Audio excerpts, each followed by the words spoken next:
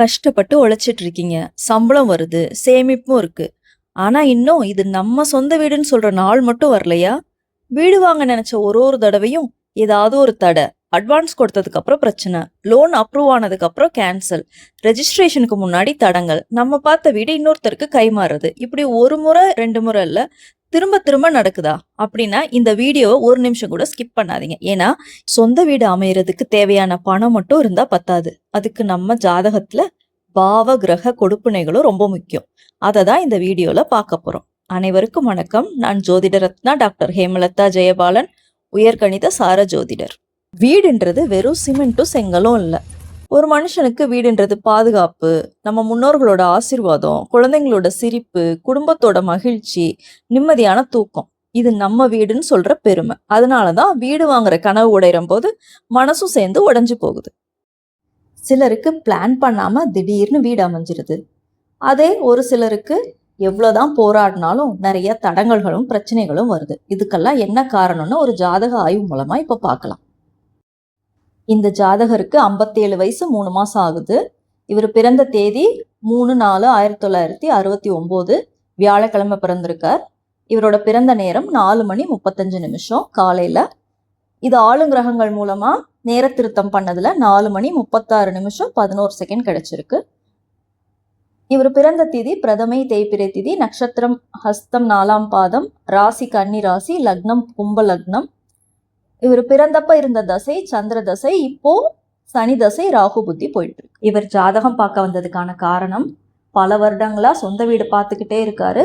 2-3 தடவை அது கை நழுவி போயிருச்சு. அதுக்கான காரணம் என்ன, எனக்கு எப்போ சொந்த வீடு அமையும், இல்ல இது எனக்கு வாழ்நாள் கனவாவே போயிருமா அப்படின்னு கேட்கறதுக்காக தான் வந்தாரு. ஒரு ஜாதகத்துல வீடு வாங்குற கொடுப்பினை இருக்கா, அது வலுவா இருக்கா, இதெல்லாம் தெரிஞ்சுக்கிறதுக்கு முதல்ல பார்க்க வேண்டியது 4ஆம் பாவம்.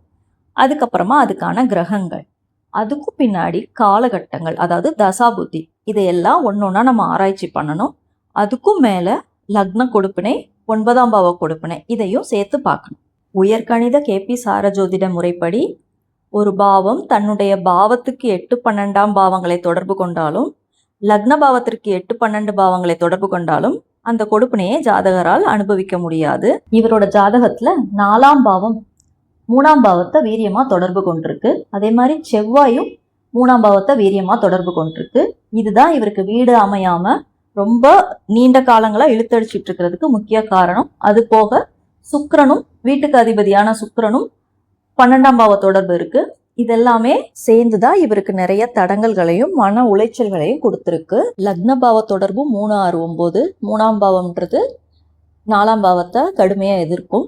அதே போல 9ஆம் பாவமும் 1-3-9, ஸோ 9ஆம் பாவத்திலே 3ஆம் பாவம் கலந்து வந்துருச்சு. இதனாலதான் அவருக்கு இவ்வளோ தாமதம், இத்தனை வயசாகியும் அவருக்கு வீடு அமையாததுக்கு இதெல்லாம் தான் முக்கிய காரணிகள். ஸோ கொடுப்பினை வழிவிடலனாலும் தசாபுத்திகள் மூலமா எந்த காலகட்டத்துல பார்க்கலாம், வீடு வாங்கலாம் அப்படின்றத தான் நம்ம இப்ப பார்க்க போறோம். இவருக்கு 25 வயசுக்கு மேல குருதசை நடந்திருக்கு. குருதசையோட தொடர்பு 1ன்றது எந்த விதத்திலையும் வீடு வாங்குறத தடுக்காது. அவருக்கு நிறைய பொறுப்புகள், கடமை உணர்ச்சிகள் இருந்தது. அதுவும் இல்லாம பொருளாதார பாவங்களான 2, 4, 6 இது எதுவுமே வராததுனால அவரால் அந்த காலகட்டத்துல வீடு வாங்க முடியல. அவருக்கு அந்த எண்ணங்களும் பெருசா ஏற்படல. அடுத்தது சனி தசை அப்படின்றது 2011 2030 வரைக்கும். ஸோ இந்த சனி தசையும் 3ஆம் பாவத்தோட வீரியமா தொடர்பு கொண்டிருக்கிறதுனால அவருக்கு வீடு வாங்குறதுல தடங்கள் மாறி மாறி வந்துகிட்டே இருக்கு. இப்போ நடக்கிற புத்தி சனி தசையில ராகு புக்தி 29-11-2024 இருந்து 6-10-2027 வரைக்கும். இந்த ராகு புக்தி சப்போர்ட் பண்ணுமா, இப்பயாவது என்னால வீடு வாங்க முடியுமான்னு கேட்டுதான் வந்திருந்தாரு. ஸோ இந்த ராகு புத்தியில அந்த 3ஆம் பாவத்தை உடைக்கிற 2ஆம் பாவ தொடர்பு இருக்கு. ஆனா கூடவே 6-8-12 இருக்கு. அதனால கொஞ்சம் பிரச்சனைகள் இல்லாத வீடா நல்லா விசாரிச்சு வாங்கணும். செவ்வாய் அந்தரம் 7-8-2027 இருந்து 6-10-2027 வரைக்கும் இருக்கு.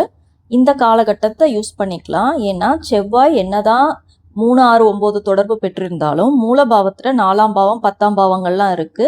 செவ்வாயோட ஏஜென்ட்டா இங்க யாருமே இல்லாததுனால செவ்வாய் அந்த 4ஆம் பாவ வேலையையும் தானாவே செஞ்சு ஆகணும். அதனால அவர் கண்டிப்பா கை கொடுப்பாரு. இந்த காலகட்டத்தை மிஸ் பண்ணாம யூஸ் பண்ணினா கண்டிப்பா அவங்களோட லட்சியத்தை அடையலாம் அப்படின்னு சொல்லி இந்த ஜாதக ஆய்வை நிறைவு செய்கிறேன். இது போல வேற ஏதாவது தலைப்புல உங்களுக்கு ஜாதக ஆய்வு வேணும்னா எனக்கு கமெண்ட்ல தெரியப்படுத்துங்க. வீடியோ பிடிச்சிருந்தா லைக் பண்ணி, ஷேர் பண்ணி, சப்ஸ்கிரைப் பண்ணிக்கோங்க. உங்களோட ஜாதகத்திலையும் பலன்களை துல்லியமா தெரிஞ்சுக்கணும்னா எங்களை அணுகுங்க. எப்போதும் இணைந்திருங்கள். ஸ்ரீ மகாவிஷ்ணு ஜோதிட உலகம் உயர்கணித சார ஜோதிட ஆராய்ச்சி மையம். நன்றி, வணக்கம்.